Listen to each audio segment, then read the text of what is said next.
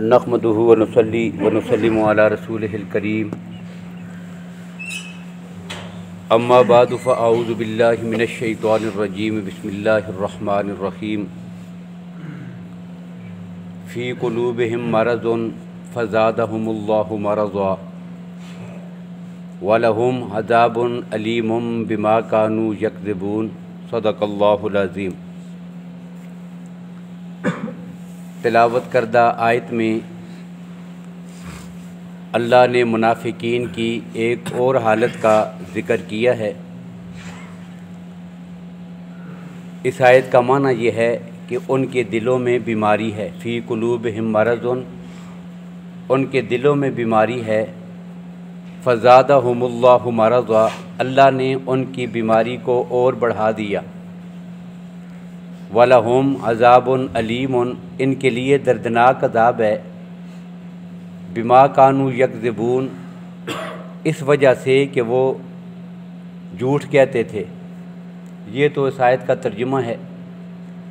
اب یہ منافقین کی جو عادات، ان کے حالات، ان کی خصلتیں اور ان کا تذکرہ ان آیات میں چل رہا ہے، اس میں ایک بات جو ہے وہ اس آیت میں ذکر کی گئی ہے۔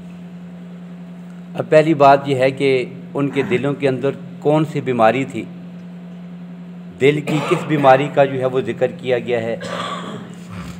پہلی بات یہ ہے کہ بیماری کسی بھی انسان کے جسم کو حد اعتدال سے آگے پیچھے ہو جائے تو اس کیفیت کو بیماری کہتے ہیں۔ اب جسمانی بیماریاں تو ہم دیکھتے رہتے ہیں کہ یہ فلاں کیا ہے، یہ جسمانی بیماری ہے، ان ساری ظاہری بیماریوں کا تو ہمیں پتہ ہے۔ تو جس طرح جسمانی بیماریاں ہوتی ہیں، بالکل اسی طرح انسان کے لیے روحانی بیماریاں بھی ہوتی ہیں۔ اندر کی بیماریاں کفر ہے، نفاق ہے، شکوک و شبہات ہیں، اور دوسرے کے بارے میں حسد ہے، اس کے ساتھ بغض ہے، دل کی منافقت ہے، اندر کی چھپائی ہوئی جتنی بیماریاں ہیں ان کو روحانی بیماریاں کہتے ہیں۔ اور جس طرح جب بیماری کا علاج نہ ہو تو رفتہ رفتہ وہ بیماری انسان کی ظاہری ہلاکت اور اس کی موت کا سبب بن جاتی ہے، تو بالکل اسی طرح انسان کی جو روحانی بیماریاں ہیں، جب ان کا علاج نہ ہو تو انسان کی روحانی موت واقع ہو جاتی ہے۔ اور یہ روحانی موت پھر کیسی ہوتی ہے؟ قرآن پاک میں اللہ نے سورہ منافقین میں ہی اسی بیماری کی وجہ سے ان کی جو حالت بن گئی تھی نا، دیکھیں ظاہری جسم کے طور پر ایک آدمی بیمار ہو تو آپ اسے کہتے ہیں، دیکھتے ہیں چند دنوں کے بعد وہ بالکل پتلا سا کمزور ہو گیا، اٹھنے کے قابل نہیں رہا، تو آپ کہتے ہیں آپ تو بڑے کمزور ہو گئے ہیں۔ اب قرآن پاک نے جب اندر سے ان کی روحانی قوت ختم ہوئی نا تو اس کی حالت فرمائی۔ اللہ فرماتے ہیں وَإِذَا رَأَيْتَهُمْ تُعْجِبُكَ أَجْسَامُهُمْ، میرے نبی جب آپ ان کو دیکھیں تو آپ حیران ہو جائیں گے، اتنے بڑے بڑے جسم، اتنے طاقتور، اتنے صاحب قد و قامت، اتنے خوبصورت، دیکھنے میں بڑے تندرست، صحت مند، ٹھیک ٹھاک نظر آتے ہیں۔ اور اذا رأیتہم تعجبک اجسامہم وإن یقولوا تسمع لقولہم کأنہم خشب مسندہ، لیکن اندر سے ان کی کیفیت یہ ہے کہ جس طرح ایک لکڑ جو ہے وہ بالکل کھوکھلی اور ختم ہو گئی ہوتی ہے، اندر سے بالکل یہ ختم ہیں، بس چلتے پھرتے مردے آپ کو نظر آئیں گے۔ کیوں؟ ان کے جسم تو ٹھیک ہیں لیکن روحانی طور پر یہ لوگ کیا ہیں؟ یہ بیمار ہیں۔ تو یہ ہوتی ہے یہ بیماری۔ اب فی قلوبہم مرض، ان کے دلوں میں بیماری تھی۔ اب یہ بیماری کیا تھی؟ تو ظاہر سی بات ہے ان کے دلوں کے اندر کفر تھا، ان کے دلوں کے اندر نفاق تھا، ان کے دلوں کے اندر شرک تھا، دوسروں کے بارے میں اسلام کے متعلق نفرت تھی، اسلام کے بارے میں حسد تھا، اور اسی حسد کی بنیاد پر انہوں نے رسول اللہ صلی اللہ علیہ وسلم کی دعوت کو ماننے سے انکار کر لیا تھا۔ اسلام کی دعوت آنے سے پہلے یہ لوگ اکثریت کے ساتھ یہودی تھے اور یہ چاہ رہے تھے کہ ہمارا دین ہی غالب رہے گا۔ اب نبی اکرم صلی اللہ علیہ وسلم تشریف لائے تو اس حسد کی وجہ سے اور جلن کی وجہ سے یہ تسلیم نہیں کرتے، تو یہ ان کے اندر کی بیماری ہے۔ اور حضرت عبداللہ ابن عباس رضی اللہ تعالیٰ عنہ، حضرت عبداللہ ابن مسعود رضی اللہ تعالیٰ عنہ، وہ دونوں فرماتے ہیں کہ فی قلوبہم مرض، یہاں پر مرض سے مراد ان کے شکوک و شبہات ہیں، کہ دل کے اندر اسلام کے بارے میں شک ہیں، وہ شبہ تھے، اب دل کو صاف نہیں کیا، نکالے نہیں، اب کیا وہ بڑھتے چلے گئے، فزادہم اللہ مرضا، اللہ نے ان کی بیماری میں اضافہ کر دیا۔ اور حضرت اکرمہ رحمۃ اللہ تعالیٰ علیہ اور دیگر تابعین، ان کی تفسیر میں یہ ہے کہ یہاں پر بیماری سے مراد ریاکاری ہے۔ اب جتنی باتیں ذکر کی گئی نا کہ فلاں مفسر نے یہ ارشاد فرمایا، فلاں صحابی سے یہ قول منقول ہے، فلاں تابعی نے یہ، تو جتنی بیماریاں یہ ذکر کی جا رہی ہیں یہ ساری ان کے اندر موجود ہے۔ سب بیماریاں، کفر بھی ہے، نفاق بھی ہے، شرک بھی ہے، اسلام سے نفرت بھی ہے، حسد بھی ہے، مسلمانوں کا بغض بھی ہے، یہ ساری بیماریاں، منافقت بھی ہے اور کینہ بھی ہے، اور ساتھ ہی جو ہے وہ ان کے اندر شکوک و شبہات بھی ہیں اور ریاکاری بھی ہے۔ اب ریاکاری کی مثال تو قرآن پاک نے ایک مقام پہ ذکر کیا، کہاں پر اللہ کی ذات فرماتے ہیں وَإِذَا قَامُوا إِلَى الصَّلَاةِ قَامُوا كُسَالَىٰ، کہ منافق جب نماز کے لیے کھڑے ہوں گے تو بڑی سستی کے ساتھ اور بڑے تنگ دل ہو کر تھکے ہارے ہوئے، لیکن پھر پڑھتے کیوں ہیں؟ اللہ کہتے ہیں یراؤون الناس، لوگوں کو دکھانے کے لیے۔ یہ ریاکاری کی بیماری بھی قرآن پاک سے ان کے اندر موجود ہے، وہ ثابت ہے۔ تو ریاکار بھی تھے، اور ریاکاری تو ایسی بیماری ہے کہ ایک آدمی عمل کرتا اور دکھلاوے کے لیے کر رہا ہو، کہ کسی دوسروں کو دکھانا ہے، مخلوق کو بتانا ہے کہ میں ایسا ہوں۔ جب اس نیت اور ارادے سے کرے گا تو یہ ریاکاری اور منافق کرتے ہی اسی لیے تھے، اس لیے کہ جب دل سے مانتا نہیں ہے پھر نماز کیوں پڑھتا ہے؟ جب دل سے تسلیم نہیں کرتا تو حضور صلی اللہ علیہ وسلم کے ساتھ جہاد پہ جاتا کیوں ہے؟ اپنے نفاق پہ پردہ ڈالنے کے لیے اور دوسروں کو دکھانے کے لیے، یہ وہ اعمال کرنی ہے۔ یہ ان کی بیماری ہے، اور اتنی بڑی بیماری ہے ریاکاری کی کہ ایک موقع پر نبی اکرم صلی اللہ علیہ وسلم نے اپنے صحابہ کرام رضی اللہ تعالیٰ عنہ کے سامنے دجال کی فتنے کا ذکر کیا کہ قرب قیامت میں ایک فتنہ آئے گا، بڑا شدید فتنہ ہوگا، یوں جو ہے وہ مسلمانوں کو فتنہ اپنی لپیٹ میں لے لے گا اور ان کے ایمان کو تباہ کرنے کی وہ کوشش کرے گا۔ تو یہ دجالی فتنے کا ذکر کیا اور ایسے انداز میں کیا کہ صحابہ کرام فرماتے ہیں کہ ہم ڈر گئے، پناہ مانگ لے گئے، یا اللہ یہ اتنا بڑا فتنہ ہے، اس سے ایمان والے مسلمان کیسے بچیں گے؟ تو اسی ڈرے ہوئے انداز میں جب ہم بیٹھے تھے تو اللہ کے نبی صلی اللہ علیہ وسلم نے ہمیں دیکھ کے فرمایا کہ اس سے بڑے فتنے کی بات نہ بتاؤں، یہ دجال جس کے فتنے سے تم ڈر گئے ہو، اس سے کوئی اور بڑا فتنہ تمہیں نہ بتاؤں؟ اب صحابہ کرام کہتے ہیں کہ ہم اور زیادہ متوجہ ہوئے، اس سے بڑا فتنہ کون سا ہے؟ تو اللہ کے نبی صلی اللہ علیہ وسلم نے فرمایا ریاکاری یہ دجال کے فتنے سے بھی بڑا فتنہ ہے، یہ انسان کے اعمال کو اور ان کے تمام افعال کو تباہ برباد کر کے رکھ دیتی ہے۔ اور بخاری اور مسلم شریف کی وہ حدیث مشہور حدیث ہے جن 3 آدمیوں کا قیامت کے دن سب سے پہلے حساب ہوگا، جنہیں سب سے پہلے جہنم میں داخل کیا جائے گا، بڑا نیک عمل کرنے والے اور ساری زندگی نیکیوں میں بسر کرنے والے لوگ ہیں، لیکن کیا صرف اس وجہ سے تھا کہ لوگ کہیں بڑا زبردست آدمی ہے، بڑا بہادر ہے، بڑا دلیر ہے، بڑا عبادت گزار ہے، بڑا نیک ہے، تو یہ کہنے کلانے کی وجہ سے وہ کام کی تھے، تو یہ ریاکاری ہے، اور اس کی وجہ سے انسان کے سارے اعمال ختم ہو کے رہ جاتے ہیں۔ تو مفسرین نے لکھا کہ ان کے دل کے اندر کی بیماری سے مراد، تو یہ ساری بیماریاں نفاق کے اندر موجود ہیں۔ اب اللہ کی ذات فرماتے ہیں زادہم اللہ مرضاً، اللہ نے بیماری میں اضافہ کر دیا، یہ بڑھایا کیسے ہے، بڑھتی کیسے ہے؟ تو وجہ یہ ہے کہ وہ نفاق جب دل سے انہوں نے نکالا نہیں، منافقت دل سے نکلی نہیں۔ اب نبی اکرم صلی اللہ علیہ وسلم کے ساتھ جو حسد ہے اور اسلام سے جو نفرت اور بغض ہے، تو اللہ قدم قدم پر ایک تو یہ کہ اللہ کی مدد آتی ہے اور دین پھیلتا ہی چلا جا رہا ہے۔ اب جیسے جیسے دین پھیلتا چلا جا رہا ہے، منافق کی اندر کی بیماری اور بڑھتی چلی جا رہی ہے، اسے تکلیف بڑھتی ہے، اب بتا بھی کسی کو نہیں سکتا اور نفاق کو چھپا بھی رہا ہے۔ اور دوسری بات مفسرین نے یہ لکھی کہ اندر جو ہے وہ نفاق اس نے چھپایا ہوا ہے، اور اسلام کے خلاف جو نفرت ہے اس کے دل کے اندر موجود ہے۔ اب وہ ڈر لگتا ہے، ہر وقت وہ ڈرتا رہتا ہے کہ کب جو ہے وہ وحی نازل ہوگی، اور وحی نازل کر کے اللہ کی ذات ہماری حالت اپنے نبی کو بتا دیں گے۔ یہ شرمندگی، ندامت اور رسوائی اور رات کے فاش ہو جانے کا ڈر، یہ الگ سے ان کے دل کے اندر ایک خطرہ ہے، اب یہ بڑھتا ہی چلا جا رہا ہے۔ اللہ وحی کے ذریعے بتاتے جاتے ہیں اپنے نبی کو، ان کی ذلت اور رسوائی میں بھی اضافہ ہوتا جا رہا ہے، دوسری طرف اللہ اسلام کو فتح دیتے ہیں تو ان کی پریشانی میں اور بھی اضافہ ہوتا جا رہا ہے۔ فزادہم اللہ مرضاً۔ اب اگلی بات جو ہے وہ یہ ہے کہ اللہ کی ذات فرماتے ہیں کہ ان کے دلوں میں یہ بیماری تھی، بیماری بڑھتی چلی گئی، اب ان کے عذاب کا ذکر ہوا ہے۔ عذاب کیا ہے؟ وَلَهُمْ عَذَابٌ أَلِيمٌ، ان کے لیے دردناک عذاب ہے۔ دیکھیں اوپر جو عام کفار تھے ان کے لیے کیا ذکر ہوا تھا؟ معاند قسم کے انادی کافر تھے جو اسلام سے سخت قسم کی ضد اور تحسب رکھتے تھے، جن کے دلوں پہ مور لگ گئی تھی، وہاں ان کے عذاب کا ذکر ہے، وَلَهُمْ عَذَابٌ عَظِيمٌ، ان کے لیے بہت بڑا عذاب ہے۔ اب یہ دوسرا یہاں پہ ذکر کیا وَلَهُمْ عَذَابٌ عَلِيمٌ، ان کے لیے دردناک عذاب ہے۔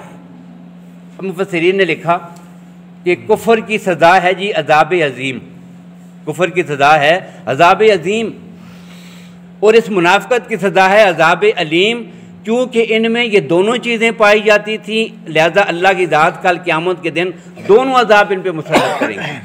ان کے لیے عذاب عظیم بھی ہے، ان کے لیے عذاب علیم بھی ہے، دردناک عذاب بھی ہے۔ اب اگلی بات کہ اللہ نے یہ جو بات ارشاد فرمائی یہ عذاب ہے، یہ کیوں ہے؟ تو اس کا سبب قرآن پاک نے ذکر کیا ہے، بما کانوا یکذبون، اس لیے کہ وہ جھوٹ بولتے تھے۔ اب یہاں پر جو ترجمہ ہے شاہ عبد القادر رحمۃ اللہ تعالیٰ علیہ کا، شاہ ولی اللہ رحمہ اللہ کے بیٹوں میں سے شاہ عبد القادر رحمہ اللہ نے جو ترجمہ کیا ہے، وہ ترجمہ انہوں نے کیا ہے بما کانوا یکذبون، اس وجہ سے کہ وہ جھوٹ کہتے تھے، بولتے تھے نہیں کہا، اس لیے کہ وہ جھوٹ کہتے تھے۔ اب جھوٹ کہتے تھے کہہ کر انہوں نے اوپر والی آیت کی طرف اشارہ کر دیا ہے۔ اوپر آیت کون سی گزری ہے؟ اوپر پہلی آیت میں کہا گیا ہے کہ وہ کہتے تھے آمنا باللہ و بالیوم الآخر، ہم اللہ پر اور آخرت کے دن پر ایمان رکھتے ہیں۔ تو اللہ نے کہا نہیں، بما کانوا یکذبون، یہ جھوٹ کہتے ہیں۔ گویا کہ اس آیت میں جو جملہ کہا تھا اس کی تردید ہو گئی ہے، اور ویسے تو ان کی زندگی ہے ہی جھوٹ سے معمور۔ اسی وجہ سے قرآن پاک کی جو قراتیں ہیں نا، مختلف قراتیں آپ نے سنا ہوگا، یہ بڑے بڑے جو قراء حضرات ہیں نا، قاری بڑے عالمی شہرت یافتہ، جب یہ تلاوت کرتے ہیں تو آپ دیکھتے ہیں کہ پہلی دفعہ وہ قرات میں تلفظ کچھ اور پڑھتے ہیں، دوبارہ پھر دہراتے ہیں تو کچھ اور پڑھ دیتے ہیں۔ اب یہاں پر بھی دو قراتیں ہیں جی، ایک ہے یہی بما کانوا یکذبون، اس لیے کہ وہ جھوٹ کہتے تھے، یکذبون ہے، اور ایک اس کی قرات ہے بما کانوا یکذبون۔ یکذبون کا معنی ہے کہ وہ جھٹلاتے تھے، اسلام کو جھٹلایا ہے، اللہ کی توحید کا انکار کیا، نبی اکرم صلی اللہ علیہ وسلم کی دعوت کو جھٹلایا۔ تو ان کے اندر یہ دونوں باتیں موجود تھیں، جھوٹ بھی کہتے تھے، جھوٹے بھی تھے، جھوٹ بولتے بھی تھے، اور دین اسلام کو جھٹلایا بھی ہے۔ تو دونوں قراتوں نے یہ فائدہ دے دیا کہ دونوں قسم کی کفیات اکٹھی ہو گئی ہیں اور دونوں کا ذکر ہو گیا۔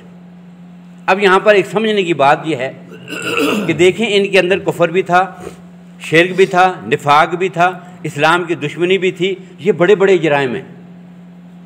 اب جب سزا کی باری آئی تو اللہ نے یہ نہیں کہا کہ ان کے کفر کی وجہ سے، ان کے نفاق کی وجہ سے، ان کے شرک کی وجہ سے میں ان کو یہ سزا دے رہا ہوں۔ اللہ کہتے ہیں نہیں، ان کے جھوٹ کی وجہ سے یہ سزا دے رہا ہوں۔ اب چاہیے تو یہ تھا کہ یہ کہا جاتا ہے ان کے کفر کی وجہ سے، ان کے نفاق کی وجہ سے، منافقت کی وجہ سے یہ سزا ہے، لیکن یہاں پہ یہ ذکر نہیں کیا۔ کیا ذکر کیا ہے؟ ان کے جھوٹ کی وجہ سے یہ سزا ہے۔ اب اس سے معلوم یہ ہوا کہ ان کے تمام جرائم کی اساس اور بنیاد وہ کیا ہے؟ وہ جھوٹ ہے، اور یہ جھوٹ ایسی چیز ہے کہ یہ تمام برائیوں کی جڑ ہے۔ جھوٹ کیا ہے؟ یہ تمام برائیوں کی اساس اور جڑ ہے۔ بڑے بڑے جرائم، بڑے بڑے گناہ، ان سب کا آغاز کہاں سے ہوتا ہے؟ جھوٹ بولنے سے۔ بس جھوٹ بولا اور یہاں سے آغاز ہوتا ہے، پھر انسان بڑھتا ہی چلا جاتا ہے۔ تو تمام گناہوں کی، برائیوں کی جڑ اور اساس کیا ہوتا ہے؟ یہ جھوٹ ہوتا ہے۔ اور یہ جھوٹ ایسا جملہ ہے کہ جب ایک آدمی ایک چھوٹا سا جملہ جھوٹ کا نکالتا ہے تو ترمذی شریف میں حضرت عبداللہ ابن عمر رضی اللہ تعالیٰ عنہ کی روایت فرماتے ہیں، اللہ کے نبی صلی اللہ علیہ وسلم نے فرمایا کہ جب کوئی آدمی اپنی زبان سے جھوٹ کا ایک جملہ کہتا ہے، اس سے اتنی بدبو پیدا ہوتی ہے، انسانوں کو تو معلوم نہیں ہوتی، اللہ نے یہ چیزیں انسانوں سے مخفی رکھی ہوئی ہیں، لیکن اتنی بدبو پیدا ہوتی ہے کہ اللہ کے فرشتے بھی ایک جملے کی وجہ سے میلوں سے دور بھاگ جاتے ہیں۔ اور ایک حدیث میں ہے، حضرت جابر رضی اللہ عنہ کی حدیث ہے مسند احمد میں، کہ نبی اکرم صلی اللہ علیہ وسلم اور آپ کے صحابہ ایک دفعہ جو سفر پہ تھے، کہیں جہاد کے لیے جا رہے تھے۔ اب چلتے چلتے اچانک سخت قسم کی بدبو آئی، اب سب پریشان ہو گئے، اتنی سخت بدبو ہے۔ اب اللہ کے نبی صلی اللہ علیہ وسلم نے پوچھا جانتے ہو یہ بدبو کیسی ہے؟ ارے کہ یا رسول اللہ کچھ پتہ نہیں ہے۔ فرمایا منافق جو ہے نا وہ تمہاری غیبت کر رہے ہیں، مسلمانوں کی غیبت کر رہے ہیں منافق، یہ اس غیبت کی بدبو ہے، ان کے جملوں کی بدبو ہے۔ تو یہ ان کے دل کی بیماری تھی۔ اور جھوٹ جو ہے چونکہ تمام گناہوں کا ان کی جڑ ہے، ان کی اساس ہے اور اس کی بنیاد ہے، اسی وجہ سے بندہ جب جھوٹ نہیں بولتا نا اور یہ تہیہ کر لیتا ہے کہ زندگی میں سچ ہی بولوں گا، تو اس صورت میں اللہ کتنے گناہوں سے بچا کر اسے صراط مستقیم پہ لگا دیتے۔ تو صراط مستقیم پہ چلنے کے لیے یا گناہوں سے بچنے کے لیے اساس سچ بولنا ہے، اور اس راستے پہ چل نکلنے کے لیے پہلی سیڑھی جو استعمال ہوتی ہے نا، اس کو آپ جھوٹ کہہ سکتے ہیں، وہ جھوٹ کی سیڑھی استعمال ہوتی ہے۔ اسی وجہ سے آپ نے بہت سارے واقعات اس سلسلے میں سنے ہوں گے۔ اور سیدنا صدیق اکبر رضی اللہ عنہ، صدیق اکبر کا معنی یہ ہے سب سے بڑا سچا، اس امت کا سب سے بڑا سچا انسان صدیق اکبر۔ اب ان کی یہ کیفیت تھی کہ کبھی بھی زندگی میں ان کی زبان سے اللہ نے جھوٹ کا جملہ نکالا ہی نہیں۔ یعنی کیسے خطرات کے موقع ہیں جہاں پہ مصلحت یہ کہتی ہے کہ خلاف واقعہ بات کہہ دو، جو بات نہیں ہے وہ اپنی زبان سے کہنی ہے، مجبوری ہے، لیکن اللہ نے اس موقع پہ بھی ان کی زبان کو ایسا محفوظ رکھا نا۔ ہجرت کا سفر ہے، اور ہجرت کے سفر میں جب آپ چل رہے تھے غار سے نکل کر اگلے سفر میں، تو راستے میں ایک آدمی ملا، دیکھا یہ دو جا رہے ہیں، ایک آگے بیٹھا ہوا ہے ایک پیچھے بیٹھا ہوا ہے، سواری پہ سوار ہیں۔ اب اس آنے والے نے صدیق اکبر رضی اللہ عنہ سے سوال کیا، اس سے پوچھا کون ہے یہ، کس کو ساتھ لے کے جا رہے ہو؟ اب اگر سچ بولتے ہیں سچ کیا ہے، اللہ کے نبی رسول اللہ صلی اللہ علیہ وسلم کو اپنے ساتھ لے کے جا رہا ہوں۔ اگر یہ بات کہتے تو پکڑے جائیں گے، اتنا 200 اونٹ جو ہے وہ انعام مقرر ہے، اب اس کے لالچ میں پیچھے پڑے ہوئے ہیں لوگ، اب تو پکڑے جائیں گے، تلاش میں لگے ہوئے ہیں، سارے راستوں میں ہیں۔ اب اگر یہ کہتے ہیں کہ اللہ کے نبی ہیں تو پکڑا دیں گے انہیں، یعنی سچ بولتے ہیں تو رسول اللہ کی جان جاتی ہے، اور اگر جھوٹ بولتے ہیں تو صدیق اکبر کی صداقت جاتی ہے۔ اب کیا ہو؟ اب خدا کی شان ہے، صدیق اکبر نے کیا کہا؟ ھذا رجل یا دینی، یہ وہ راستہ ہے، یہ وہ آدمی ہے جو مجھے راستہ دکھانے والا ہے۔ ھذا رجل یا دینی، یہ مجھے راستہ دکھانے والا ہے، یہ میرا رہبر ہے، یہ میرا رہنما ہے۔ اب سننے والے نے کیا سمجھا؟ اس نے کہا بھائی اس آدمی کو مسافر ہے، اس کو راستے کا پتہ نہیں، یہ رہنمائی کے لیے ساتھ آدمی رکھا ہوا ہے، تو کہتا ہے یہ میرا رہبر ہے، یہ مجھے راستہ دکھانے والا ہے۔ اور صدیق اکبر نے کیا کہا؟ ھذا رجل یا دینی، یہ میرا رہنما ہے جس نے مجھے صراط مستقیم کا راستہ دکھایا ہے، مجھے دین اسلام اور حق کا راستہ دکھانے والا میرا نبی اور میرا پیغمبر ہے۔ صدیق اکبر نے اپنی زبان سے جھوٹ بھی نہیں کہا، لیکن سمجھنے والا ان کی بات کو نہیں سمجھا اور آگے چل نکلا۔ تو اللہ کی ذات پھر یوں حفاظت کرتے ہیں، تو زبان سے کبھی، اور آپ نے وہ بات سنی ہوگی شیخ عبد القادر جیلانی رحمہ اللہ کی، چھوٹا بچہ ہے، ماں نے وصیت کی بیٹا کبھی جھوٹ نہیں بولنا، زندگی میں کبھی جھوٹ نہیں بولنا، اور سفر کے لیے چلا گیا تاجروں کے ساتھ، راستے میں ڈاکوں نے لوٹ لیا، اب سب سے جو کچھ تھا چھین لیا، آخر میں اس کے پاس آیا، ہاں بیٹا کیا ہے نکالو۔ اب انہیں پتہ تھا اس کے پاس کیا ہوگا، لڑکا ہے بچہ ہے، اس کے پاس کیا ہوگا، اب ایسے مذاقاً کہہ دیا ہوگا نکالو جیب میں جو کچھ ہے، کچھ ہے تمہارے پاس؟ اس نے کہا جی بالکل ہے۔ کدھر ہے؟ ادھر آؤ، میری قمیض اتارو، اور دیکھو گے اس کی پچھلی سائڈ پہ یہاں پر جو ہے وہ تھوڑے سے پیسے ہیں، اندر کی طرف وہ سلائی کیے ہوئے ہیں، آتے ہوئے میری ماں نے سی دیے تھے، ضرورت پڑیں گے تو بیٹا یہاں سے نکال لینا، راستے میں کہیں گر جائیں گے، گم کر دو گے، چھوٹے ہو نا اس وجہ سے، تو میری ماں نے سی دیے تھے۔ بڑا حیران ہوا وہ ڈاکوؤں کا سردار کہ بھائی نہ بتاتا تو ہمیں کیا پتا تھا۔ اس نے کہا کہ بیٹا کیوں بتا دیا ہے، ہم نے تو نہیں دیکھنا تھا، یہ اتنا چھپے ہوئے اندر جو سلے ہوئے تھے یہ کیوں بتا دیا؟ تو اس نے کہا جی میری ماں نے کہا تھا زندگی میں کبھی جھوٹ نہ بولنا، ہمیں تو اللہ نے بھی کہا ہوا ہے نا، اللہ کے نبی صلی اللہ علیہ وسلم نے بھی فرمایا ہوا ہے، تو انہوں نے کہا کہ میری ماں نے کہا ہے۔